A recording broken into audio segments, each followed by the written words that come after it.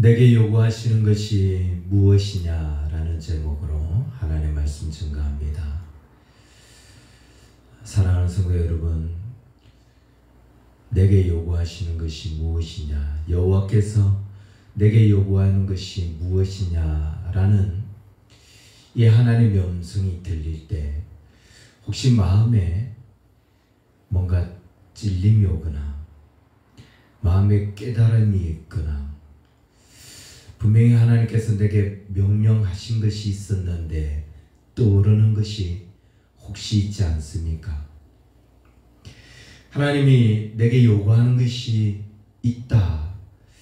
그것이 무엇이냐라고 물을 때에 혹시 계속 마음에 부담으로 다가오는 부분들은 또 없습니까? 만약 이런 부담, 이런 하나님의 음성이 내게 없다면은 지금 여러분은 신앙생활을 제대로 하지 않고 있는 거예요. 지금 여러분의 영적 상태를 다시금 점검할 필요가 있습니다. 내가 이대로 지나가도 이게 온전한 신앙생활인지 다시금 생각해 볼 필요가 있어요. 왜냐하면 신앙은 열심을 내면 열심을 낼수록 하나님께서 우리에게 더 온전한 삶을 요구하시기 때문에 그 온전한 삶으로 나아갈 수 있도록 하나님께서 계속 우리의 마음에 주시는 하나님의 영성이 있습니다. 이렇게 살아라, 이렇게 헌신하라, 이렇게 일하라. 계속 주께서 우리에게 기대하시는, 요청하시는 삶이 있다는 거예요. 근데 그런 음성이 전혀 없다는 것은 내 마음이 많이 지금 무뎌져 있다는 거겠죠. 그리고 또 꼭 찔리는 어떤 것이 있다. 분명히 하나님께서 계속 요구하셨는데 내가 힘들다는 이유로, 불편하다는 이유로, 시간이 없다는 이유로, 그 일은 너무 내게 부담이 된다는 이유로 계속 미루어왔던 그 어떤 일이 있었을 것입니다. 여호와께서 내게 요구하시는 그거 어떻게 하실 건가요? 계속 미루어 오실 건가요? 계속 불순종하며 외면하면서 그렇게 가실 건가요? 사실 여호와께서 내게 요구하는 것이 무엇이냐, 이 주제는 내년도 우리 교회의 표어입니다. 그런데 제가 왜 미리 신년 감사예배 때 하지 않으려고 오늘 이때 하느냐 하면은 한 주간 이 말씀을 묵상하는데 마음에 계속 이런 부담이 왔어요. 너 그대로 있을래? 너 그대로 2003년 다 보낼래? 이런 마음의 부담이 왔어요. 그래서 이 해가 지나가기 전에 한 번만이라도 우리 해보자. 한 번만이라도 우리 여호와께서 우리에게 요구하시는 것 순종해보자. 그리고 이 습관을 한번 들여서 내년 2024년도 한 해 동안에는 정말 여호와께서 우리에게 요구하시는 것, 그게 순종하는 삶을 살아가자. 그래서 오늘 이 말씀을 여러분에게 먼저 던지는 겁니다. 부담이 되었지만, 너무 힘들다고, 버겁다고 미뤄왔지만 그거 그대로 둘 수 있는 게 아니기 때문에, 언제까지나 그거 외면하고 갈 수 있는 게 아니기 때문에 이제 한 번이라도 해보자는 거예요. 이제 한번 도전이라도 해보자는 거예요. 어떤 사람은 그게 예배의 회복일 수도 있고, 어떤 사람은 헌신의 요구일 수도 있고, 또 어떤 사람은 물질의 포기일 수도 있고, 더 많은 순종일 수도 있고, 또 어떤 이에게는 기도의 삶일 수도 있습니다. 그 여호와께서 우리에게 요구하시는 그거 우리가 어떻게 하겠느냐? 금년도 다 이렇게 보낼 수는 없다. 그렇다면 한번 도전을 해봐야 되지 않겠습니까? 더 이상 이대로 둘 수는 없기 때문에 한번 우리가 용기를 내봐야 되지 않겠는가? 하나님께서 우리에게 은혜를 주셨고 그 은혜를 지금까지 누리며 살아왔는데 이제 한번 여호와께서 우리에게 요구하시는 그 일에 우리가 순종해야 되지 않겠느냐? 오늘 우리가 읽은 이 본문은 이렇게 시작하고 있습니다. 이스라엘아, 내 하나님 여호와께서 내게 요구하시는 것이 무엇이냐? 하나님께서 이스라엘 백성들을 선택하시고 출애굽시키시며 그들에게 많은 은혜를 베풀으셨어요. 지금까지 많은 기적과 은혜들로 그들을 먹이시고 입히시고 보호하시면서 하나님께서 계속 그들을 돌보시고, 그리고 이제 하나님께서 그들에게 내가 너에게 이것을 요구한다 라고 말씀하고 있어요. 그게 뭐죠? 곧 내 하나님 여호와를 경외하여 그의 모든 도를 행하고 그를 사랑하며 마음을 다하고 뜻을 다하여 내 하나님 여호와를 섬기고 내가 오늘 내 행복을 위하여 내게 명하는 여호와의 명령과 규례를 지킬 것이라. 하나님께서 그렇게 많은 은혜와 사랑으로 우리를 돌보셨고 하나님이 어떤 분이신지를 우리에게 보여주셨기 때문에 이제 너 여호와를 경외해라. 마음을 다해서 힘을 다해서 뜻을 다해서 하나님 섬겨라. 그리고 너에게 주신 너의 행복을 위하여 내게 명하신 그 명령과 규례를 지켜라. 왜 하나님께서 이스라엘 백성들에게 이걸 요구하셨을까요? 하나님이 그들에게 은혜를 베푸시고 은총을 더하시면서 그들을 계속 지켜보셨는데 이게 제일 약한 거거든요. 이게 제일 안 되더라는 거예요. 반드시 이게 필요한 건데 반드시 이게 있어야 되는데 이게 제일 안 되더라는 거예요.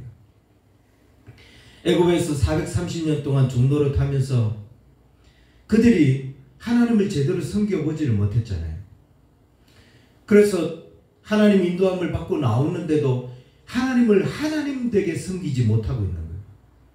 애굽에서 가지고 있었던 습관들, 그 몸에 배웠던 사상들, 특히 애굽 사람들이 섬겼던 그 태양신 라, 이 이방신을 섬겼던 그 기질들이 하나님을 하나님 되게 섬기지 못하는 거예요.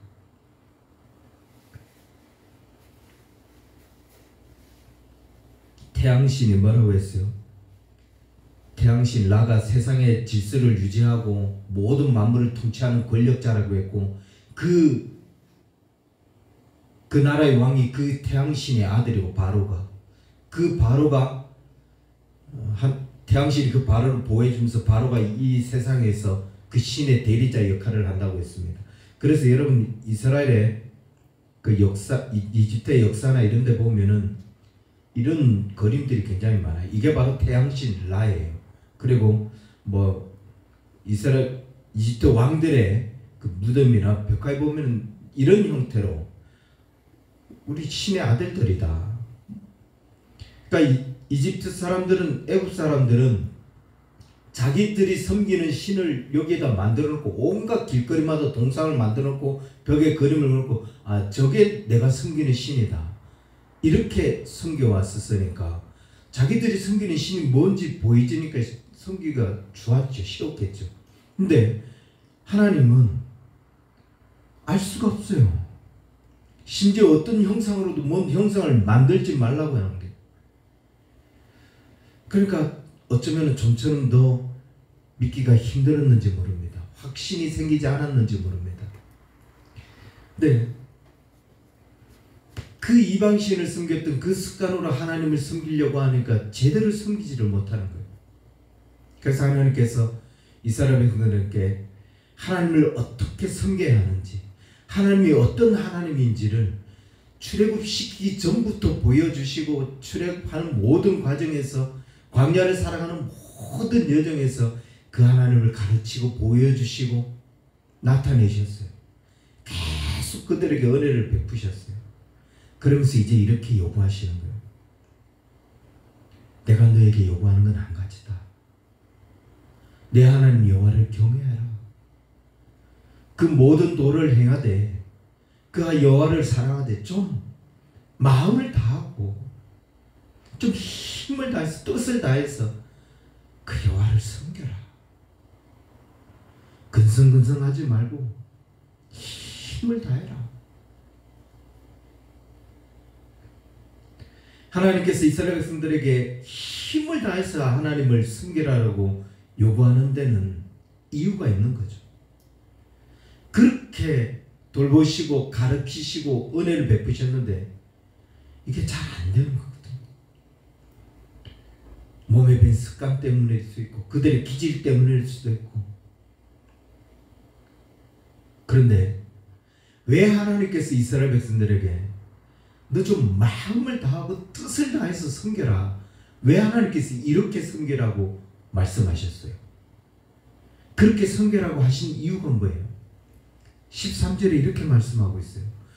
내가 오늘 내 행복을 위하여 내게 명하는 여호와의 명령과 규례를 지킬 것이라. 우리가 하나님을 마음을 다하고 힘을 다해서 섬겨야 하는 이유는 그거 하나님 때문이 아니에요. 네 행복을 위해서 그렇게 섬기라는 거예요. 너의 행복을 위해서 내가 이 율례와 명령을 주었는데 그 명령과 규례들을 지키라는 거예요. 너 그거 지키면 너 행복해진다는 거죠. 네가 마음을 다하고 힘을 다해서 하나님을 섬기면 너 행복해진다는 거예요. 내가 행복해진다는 거예요. 왜 이걸 지키고 우리가 이렇게 하나님을 섬기는데 왜 우리가 행복해지죠? 여러분 구약에 보면은 뭐 신약에도 그렇고 하나님의 수많은 언약이 있어요. 수많은 약속들이 있습니다. 뭐 아브라함의 언약도 있고요. 이스라엘 백성들을 영원한 제사장 나라가 되게 하겠다고는 제사장 언약도 있고 그 제사장 거제로 드리는 음식들은 제사장이 먹을 음식이 대대로 먹을 음식이 되게 하겠다고 하는 소금 언약도 있고요. 다시는 너희들을 물로 심판하지 않겠다고 하는 무지개 언약도 있고 뭐 많은 언약들이 있습니다. 그런데 이 언약은 두 가지로 나누어집니다. 은혜 언약이냐 계약 언약이냐. 은혜 언약이라는 것은 말 그대로 하나님께서 일방적으로 체결하신 거예요. 은혜로 베푸신 거예요. 내가 다시는 너희들에게 물로 심판하지 않을게. 이게 은혜 언약이에요. 이 무지개 언약이. 그런데 계약 언약은 여기에는 한 가지 중요한 원칙이 있어요. 그게 뭐냐면 그 약속 내 것으로 받아들이겠습니다. 내가 동의하고 순종해야 돼. 그 언약을 나의 언약으로 받아들여야 돼. 이게 계약 언약이에요. 대표적인 것을 아브라함의 언약을 들어볼게요. 창세기 17장 6절부터 8절에 보면은 하나님께서 아브라함에게 이런 언약을 체결하셔요. 내가 너를 심히 번성하게 하리니 내가 너에게서 민족이 내게 나며 왕들이 내게로부터 나오리라. 내가 내 언약을 나와 너 및 내 대대 후손 사이에 세워서 영원한 언약을 삼고 너와 내 후손의 하나님이 되리라. 내가 너와 내 후손에게 내가 그리워하는 이 땅 곧 가나안 땅, 가나안 온 땅을 너에게 주고 영원한 기업이 되게 하고 나는 그들의 하나님이 되리라. 하나님께서 아브라함에게 약속하신 것은 세 가지예요. 너와 내 후손이 번성하고 큰 민족이 되게 했다. 두 번째는 나는 너와 내 후손의 하나님이 되겠다. 세 번째는 너와 내 후손에게 이 가나안 땅, 이 땅을 영원한 기업으로 주겠다. 이게 하나님께서 아브라함에게 주신 언약이에요. 큰 민족이 되고 이 땅을 네 땅이 되게 하고 영원히 그리고 나는 너희의 하나님이 되겠다. 근데 왜 이게 계약 언약이 되냐면은 그러면서 10절과 11절에 하나님께서 자 언약의 징표로 할례를 받으라고 말씀하십니다. 너희 중 남자는 다 할례를 받으라. 이것이 나와 너희와 너희 후손 사이에 지킬 내 언약이라.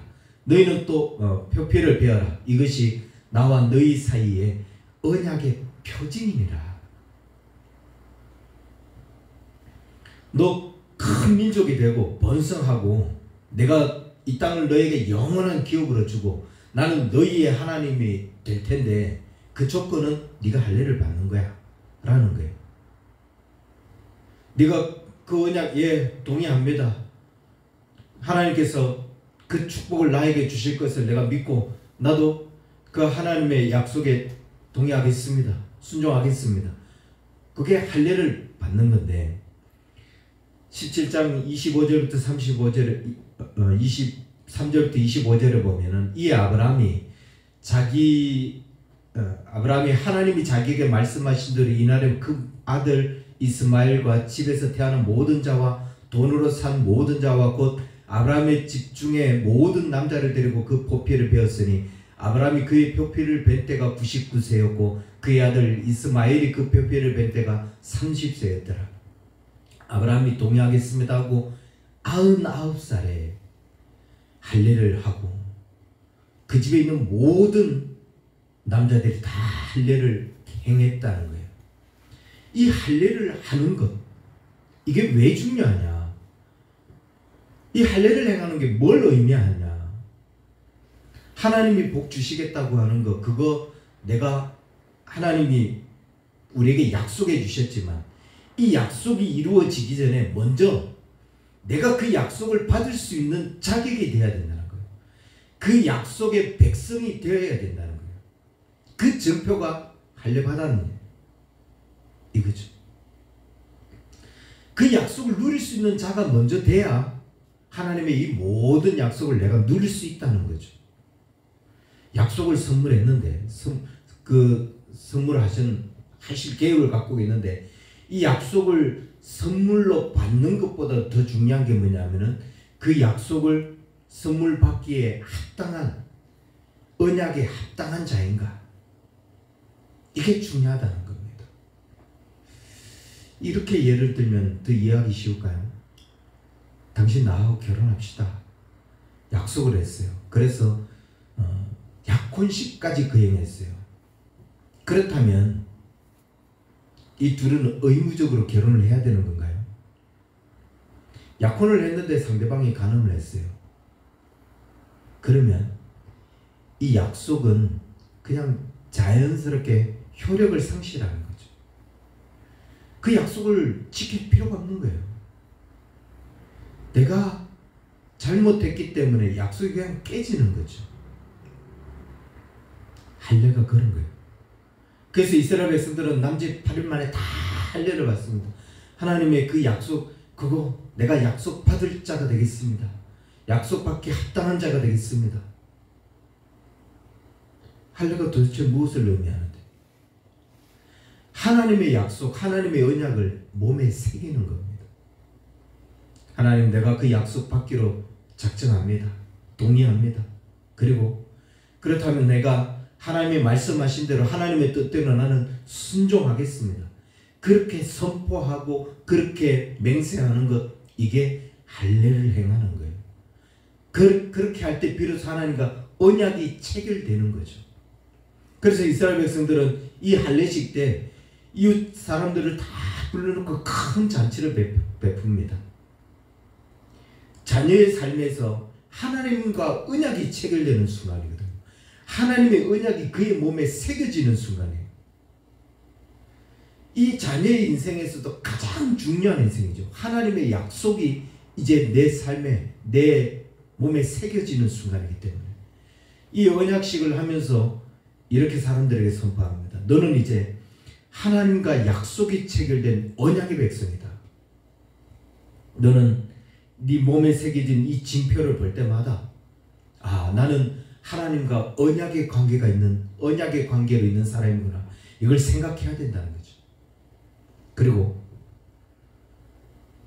이제는 더 이상 내가 하고 싶은 대로, 이제는 더 이상 내 뜻대로, 내 생각대로 사는 게 아니라 하나님의 뜻이 뭔가, 하나님의 말씀이 뭔가, 여기에 순종하며 살아야 된다는 거예요. 이게 언약의 체결이에요.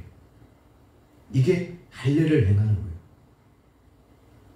하나님의 약속이 이제부터 중요하다는 거죠. 하나님의 말씀이 중요하다는 거예요.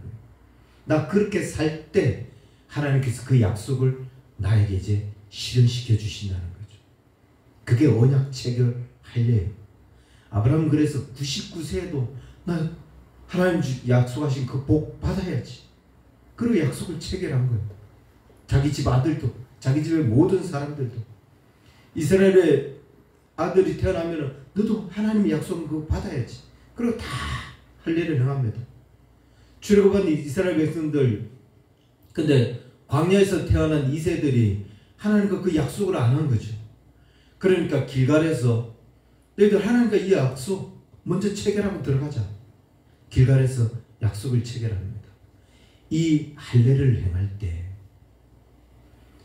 그들의 마음가짐이 어떻게 달라지는가? 아브라함이 약속을 체결하고 나니까 하나님께서 아브라함에게 이렇게 말씀하십니다. 너 100세 때 얻은 아들 그 나한테 바쳐. 이 정말 기괴한 하나님의 명령. 아니 이건 정말 일어나지 말았어야 될 일. 근데 하나님께서 그것을 바치라고 해요.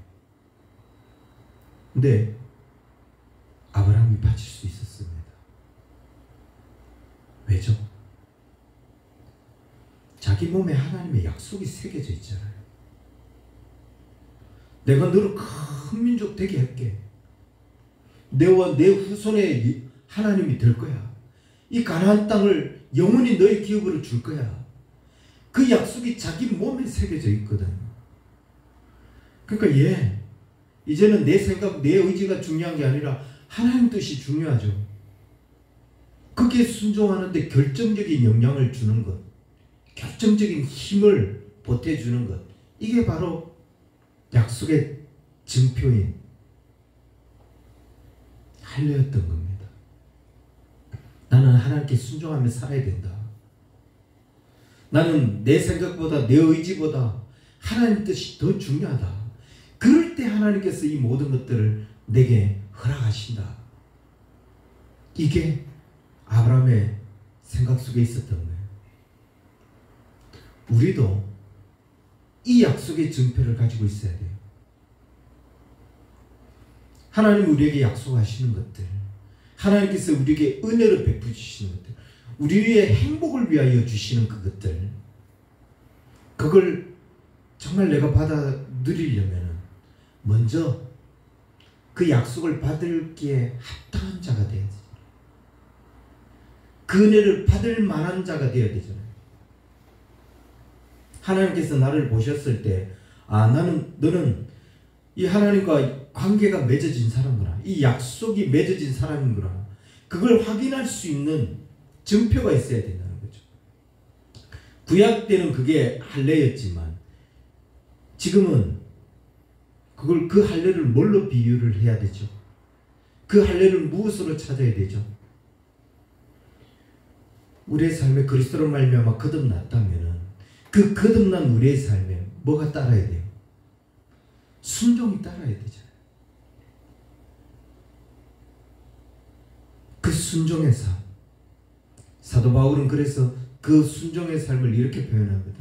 내 몸에 그리스도의 흔적을 가졌다. 이 약속의 증표, 그 하나님의 약속하신 것들을 내가 합당하게 누릴 수 있을 만한 자격이 될 수 있는 그런 증표. 여호와께서 내게 요구하시는 것이 뭐냐? 하나님 그거 너무 힘들었던 거예요. 하나님 너무 부담스러웠던 거예요. 그건 내가 너무 아까운 거여서 지금까지 순종하지 못했어요. 그거 하나님 앞에 순종으로 드리는 순간, 그거 하나님 앞에 헌신으로 드리는 순간, 그게 어쩌면 약속의 증표가 되지 않겠습니까? 그거 하면 하나님께서 우리에게 은혜를 주시는 게 여러분 벌써 눈에 보이지 않습니까? 그려지지 않습니까? 그런데 오늘 우리가 읽은 본문 16절은 이렇게 말씀하고 있어요. 그러므로 너희는 마음의 할례를 행하고 다시는 목이 곧게 하지 말라. 몸에다가 그 약속의 증표를 새겨야 되지만 마음에도 할례를 행해야 된다는 거예요. 마음의 할례를 행하는 게 뭐죠? 아브라함이 99세에 할례를 행하면서 이렇게 다짐했을 겁니다. 나는 이제부터 하나님께 순종하며 살아가야 되는 사람이다. 그래, 나는 하나님께 순종하기로 결단했어. 이걸 내 몸에 새겼지만 이제는 이게 몸에만 새길 게 아니라 이 징표를 볼 때마다 마음에 다짐하자. 앞으로 나는 내 의지로 살고 내 생각으로 사는 게 아니라 하나님의 뜻에 순종하기로 그렇게 다짐하자. 마음의 할례를 하자. 이게 마음의 할례예요. 하나님께서 가나안으로 이제 들어가서 가나안 정복을 해야 되는 이스라엘 백성들을 보는데 그들에게 마음의 할례를 행하라 말씀하신 것도 같은 이에요. 너희가 그 가나안 땅, 그 약속하신 그 땅을 너희가 선물로 받으려고 하면은 그 약속, 그 합당한 백성이 돼야 된다. 약속을 받을 만한 합당한 자격 있는 사람이 돼야 된다. 하나님의 뜻에 순종하겠다는 것을 몸에 새기지 말고 마음에 새겨라. 이거예요. 왜냐하면 가나안을 정복하기 위해서 들어가는데 그들의 마음 상태를 보니까 이들이 애굽에서 노예로 살고 그 노예로 살았던 그 노예 근성들, 이 노예 근성 때문에 광야에서 그들이 몇 번이나 죽을 뻔했어요. 그들이 다 어쩌면 멸종당할 뻔했잖아요. 근데 그 근성을 가지고 가나안에 들어가서는 안 된다는 거예요. 그 근성을 가지고 하나님께서 주시는 약속의 땅을 누릴 수는 없다는 거예요. 하나님의 백성이 되기 위해서는 그런 근성 다 버려야 된다는 거죠.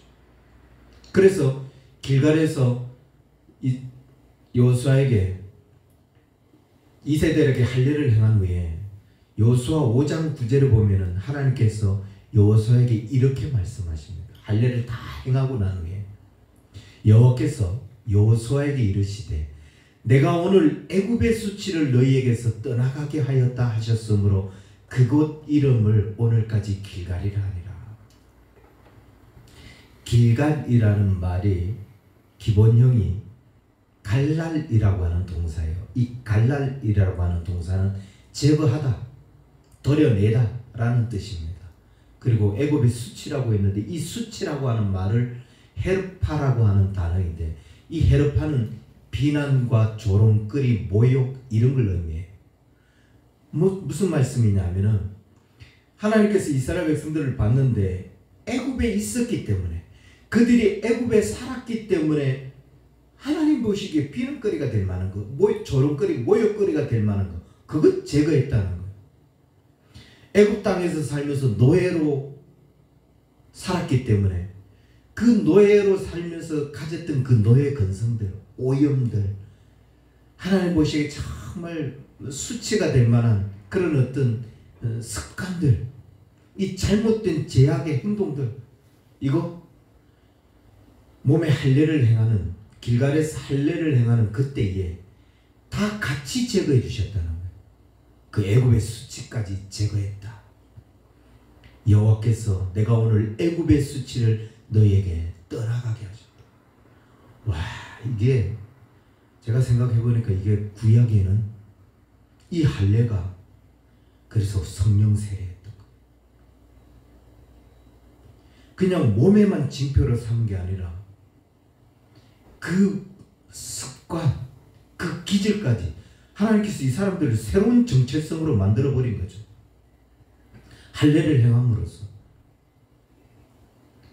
정체성이 전혀 다른 사람으로 만들어버린 거예요. 그래서 약속을 받을 수 있는 백성으로 삼으신 거죠.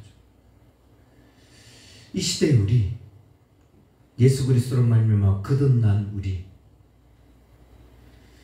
그리스도로 거듭남으로 인해서 우리는 하나님의 자녀가 됩니다. 그럼 마음의 할례를 행해야죠. 그래서 성령을 받으라고 말씀하셨고 그 성령이 이끄시는 대로 저는 이제 하나님이 이끄시는 대로 순종하겠습니다. 하나님이 말씀하시는 대로 순종하며 살겠습니다. 그렇게 다짐하는 것, 이게 마음의 할 일을 행하는 것. 예레미야 4장 3절부터 4절에 보면 이런 말씀이 있습니다. 여호와께서 유다와 예루살렘 사이에 사람에게 이와 같이 이르노라. 너희 묵은 땅을 갈고 가시 등불에 파종하지 말라. 유다인과 예루살렘 주민들아, 너희는 스스로 할 일을 행하여 너희 마음 가죽을 베고 나 여호와께 속하라. 그리하지 아니하면 너희 악행으로 말미암아 나의 분노가 불같이 일어나 사르리니 그것을 끌 자가 없느니라. 더 이상 우리 보고 열매 맺을 수도 없고 파종할 수도 없고 수확할 수도 없는 가시 덤불에는 뭐 계속 파종하겠다고 그렇게 애쓰지 말고 묵은 땅을 기경하라는 것. 우리 마음에 하나님의 말씀으로 기경하지 못하여 굳어져 가고 있는 그 무거운 땅, 그 땅을 기경하라는 거예요. 너희 스스로 할 일을 행하여 너희 마음 가죽을 베어라는 거예요. 그리고 하나님께 속하라는 겁니다. 만약 그렇게 아니하면 너희 악행으로 말미암아 나의 분노가 불같이 일어나 사르리니 그것을 끌 자가 없다. 더 이상 우리가 하나님 그거 순종하기 힘들어요. 어려워요. 불편해요. 너무 아까워요. 그렇게 하는 게 얼마나 힘든지 아세요? 이런 이유로 미루고 거부하는 여호와께서 내게 요구하셨더니 그거 거부하다가 그거 계속 미루다가 여러분 마음밭을 보세요. 그 마음이 묵은 땅이 되어버렸다고요. 내가 하나님께 순종하고 하나님께 열심을 내고 열정으로 살아가는 그런 사람으로 살아야 되는데 이거 계속 미루다가 이 마음밭이 그냥 묵은 땅이 되어버리는 거예요. 에스겔서 36장 26절에 또 새 영을 너희 속에 두어 새 마음을 너희에게 주되 너희 육신에서 굳은 마음을 제거하고 부드러운 마음을 줄 것이요. 성령께서 우리에게 성령을 더하여 주시고 그리스도로 말미암아 거듭남으로 하나님께서 우리에게 새 영을 주셨어요. 새 마음, 굳은 마음을 다 제거하고 새 마음을 주셨는데 그래서 예수를 믿는 순간 우리가 새 마음이 되고 굳은 마음이 다 제거된 그런 하나님의 사람, 말씀만 보면 가슴이 뜨거워지고 찬양하다가 눈물이 나고 그런 새 마음을 가진 사람이었어요. 그런데 여호와께서 내게 명령하신 그거, 여호와께서 내게 요구하신 그거 불순종하고 미루고 힘들고 그랬다는 이유로 계속 지켜오다 보니까 어느새 우리 마음이 굳어져 있는 거죠. 그래서 제가 초두에 여호와께서 내게 요구하시는 것이 무엇이냐라고 할 때 가슴에 밀려오는 것이 있느냐, 이게 있으면 아직까지도 벌써 굳어진 마음이지만 아직까지 가능성이 있는 마음이에요. 아직 마음의 상태가 그래도 가능성이 있는 거예요. 그런데 없는데 이러고 있으면 그 마음 딱딱하게 굳어서 가시덩굴이나 마찬가지가 돼버린 거죠. 너희 묵은 땅을 기경해라. 더 이상 가시덩굴 열매 맺지 못하는 것에 파종하지 말고 그렇게 굳어진 그 마음을 기경해라. 하나님께서 요구하신 것을 계속 불순종하고 미뤄왔던 것, 그로 인하여 내 마음이 굳어져 버린 것, 이 마음을 기경해야 된다. 하나님 너무 힘들지만 이번 한 달 도전해볼게요. 용기 내볼게요. 그 묵은 땅을 기경할 때 그때 하나님의 약속을 누리게 되면 어떻게 그럼 기경해야 되죠? 뭐 각자의 방법들이 있겠지만 오늘 우리가 읽은 이 본문에서 이렇게 이야기합니다. 다시 본문을 보면 이스라엘아 내 하나님 여호와께서 내게 요구하시는 것이 무엇이냐 곧 내 하나님 여호와를 경외하고 그의 모든 도를 행하고 그를 사랑하며 마음을 다하고 뜻을 다하여 내 하나님 여호와를 섬기고 오늘 내 행복을 위하여 내게 명하는 여호와의 명령과 규례를 지키라. 그리고 16절에서 너희는 마음의 할례를 행하고 다시는 목을 곱게 하지 마라. 이 묵은 땅을 기경하고 다시 마음이 굳어지지 않도록 하나님께서 그 모든 것들을 나의 행복을 위해서 주신 것인데 하나님 더 뜨겁게 마음을 다해서 힘을 다해서 하나님 섬겨보겠습니다. 그거 한번 해보자는 거. 이 습관을 한번 만들어보고 그래서 2024년 한 해 동안은 하나님께서 내게 요구하시는 것이 무엇이든지 그에 순종하는 삶을 살아보자는 겁니다. 묵은 땅을 기경하고 굳은 마음을 제거해서 하나님 앞에 다시금 순종하고 더 뜨겁게 주님을 사랑하기를 소망하는 저와 여러분 될 수 있기를 주의 이름 간절히 축원합니다. 기도하겠습니다. 살아계신 주님, 다시 하나님 앞에 나아갑니다. 다시 하나님의 은총을, 다시 하나님을 사모하는 그런 하나님의 자녀들 되기를 소망합니다.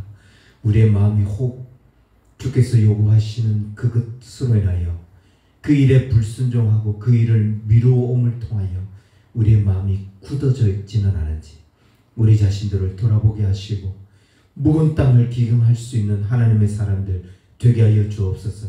이번 한 번만이라도 다시금 도전하는 그런 주님의 사람들 되게 하여 주옵소서. 그래서 우리가 굳은 마음이 아니라 다시 하나님을 찬양할 때에 가슴이 뜨거워지게 하여 주시고 주의 말씀을 생각할 때 눈물을 흘며 헌신하며 나아가는 그런 하나님의 사람 다 될 수 있도록 축복하여 주옵소서. 이제는 우리 주 예수 그리스도의 은혜와 하나님 아버지의 크신 사랑과 성령님의 인도하심이 묵은 땅을 기경하고 주 앞에 나아가기를 원하는 우리 언약의 성도들 저들의 모든 삶에 이제로부터 영원토록 항상 함께 있을지어다. 아멘.